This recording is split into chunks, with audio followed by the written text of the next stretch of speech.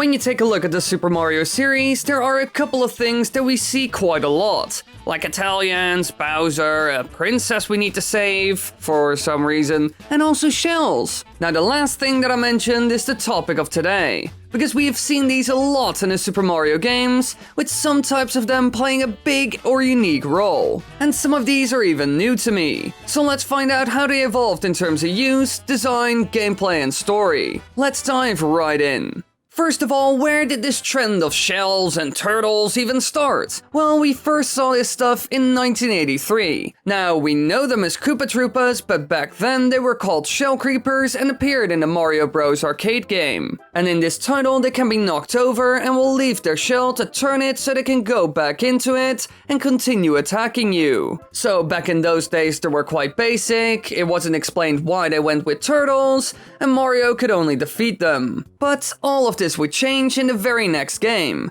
because here we would finally beat a Koopa Troopa and use its shell as a tool or power-up. Now there were a number of different versions seen in this game. First up, the green and red shells, which you get after a Koopa Troopa is hit by a jump attack. Upon contact, the shell is launched, defeating every enemy in its way. Handy. However, this can also backfire, when the shell rebounds from any other obstacle. The only way you can stop it as soon as it goes flying is by stomping on it, which is really hard when it's sliding around. So overall, they have quite a special role in the game, being an item you got from defeating a certain enemy that can really help you but also backfire. It makes for a fun and quite dynamic object seen in the game. It's unpredictable to an extent after all. It's a handy weapon, however limited to an extent, which would change in later games. But this isn't the only type seen in the first Super Mario Bros. Game, because there's another that's slightly different. The Buzzy Shell, which can be kicked to send it sliding along the ground, defeating any enemy it hits, just like the other shells.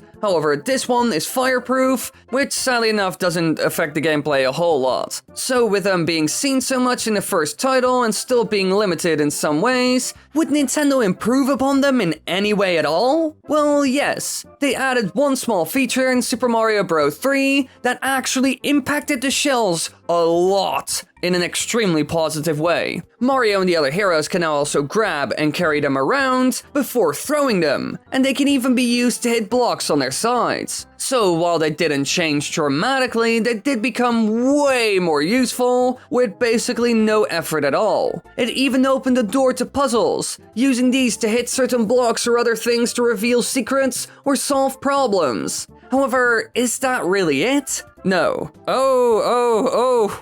No. The next game would take all of this and crank it up to 1,000,000, using a new companion that was introduced in the game. I'm talking about Super Mario World, where Mario was able to ride a Yoshi, and this creature can use shells to do some really weird but cool things. When he eats different Koopa shells, he gains wacky abilities depending on which color shell he ate. For example, when he eats a green shell, he can spit it out as a projectile, a red shell will turn into 3 fireballs, a yellow shell allows him to stomp on the ground causing miniature earthquakes, and finally, with a blue shell, he can fly for a limited amount of time. All of these are used in the game to defeat enemies, make levels easier, find certain secrets, or even to solve special puzzles in the game. So all of a sudden, the shells played a way bigger role, and were integrated into a very important new mechanic seen in the game. And nothing is lost. You can still pick them up and throw them just like in Super Mario Bros. 3. So it only added to the gameplay. Personally, I think this and the whole Yoshi mechanic in general are the best things we have seen in Super Mario World. It was so fun and unexpected, while it also played a big role in the new puzzle elements seen in this game. But is that really it? Well, no. Because there's still one other type of shell left Yoshi can eat, which I haven't mentioned because it's very special. A flashing shell. And if this one is eaten, Yoshi obtains all 3 shell abilities as long as the shell stays in Yoshi's mouth. So this is basically a god shell, which is quite hard to get. You need a yellow Koopa to leave his shell and get into another, which can be hard to pull off. I bet almost everyone who played this game for the very first time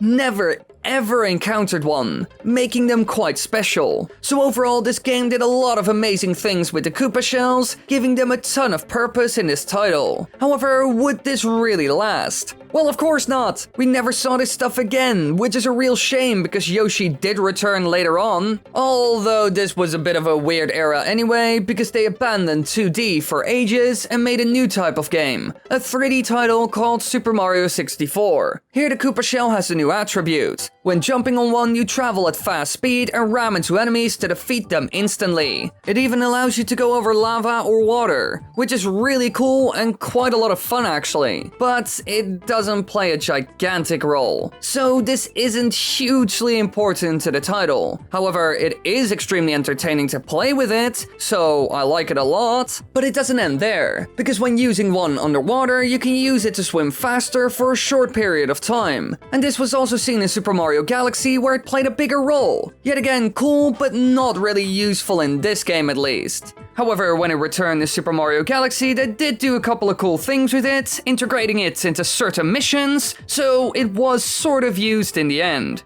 Luckily enough, Nintendo started to bring back 2D games, and here we saw one of the most interesting power-ups in a very, very long time, which is based on the Koopa shells. In New Super Mario Bros, you can get the blue shell, and this has some interesting effects when you equip it. When ducking, you're invulnerable to almost anything. But that's not all, because you can also shell dash, allowing you to do all the things you could do when throwing a normal one. And as a little side bonus, it also allows you to swim faster and with more precision. Overall, a good power-up. Now, this is the first time ever that Mario could just get one of these shells and use it like a Koopa Troopa would. So it's quite special and wasn't really seen anymore after this, sadly enough. Now, the cool thing about this power-up is the mobility you get from it. Once you're in your shell spinning around, you can keep going and going, defeating any enemies, breaking certain blocks, or even jumping over obstacles. It can be hard to pull this off, but when you're good at it, this can be a ton of fun and even help with boss fights. A great power-up overall and a fun aspect of this game. However, they got rid of it, like Nintendo always does. So what would be next for them? Well, actually, nothing at all. For an extremely long time, Nintendo didn't touch the shells until the Super Mario Maker games came out. Here they once again did some weird things with them, like allowing the players to use them as helmets. When wearing one, you're able to take an extra hit, and it also protects you from spike traps that are above your head, along with enemies attacking from above. And the spiky shell variant even defeats the enemies that attack from above. So it's mostly used as some sort of power-up similar to a mushroom, making you tougher and nothing more.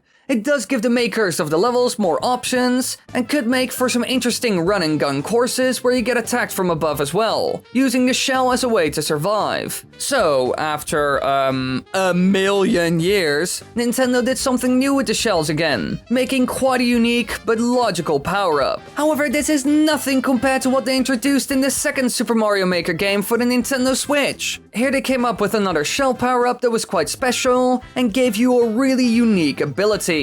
I'm talking about the dry bone shells, an alternative object to the enemies. Although these have a similar effect to that foe. When you come across these, they are upside down and cannot be put on your head actually. Instead, they can be worn by Mario in a similar way to a Goomba shoe, and are used to float across hazards like lava or poison waters. This already makes it extremely handy and allows level makers to make entire courses based around sailing the 7 poisonous seas. And another thing they could do with this is make a level based on the Bowser castles, putting a river of lava you have to cross in it. So clearly it gives them options and also has quite a special power that wasn't seen in the games before. But now people can finally make levels using lava and poison water as the main attraction. But there's more, because it has one other extremely weird power that works surprisingly well, and I even have an amazing example of that. If you ground pound while having this shell, you become invulnerable, temporarily turning into a pile of bones. This whole effect is basically the same as a normal dry bones enemy being stomped on. A while back when I was streaming,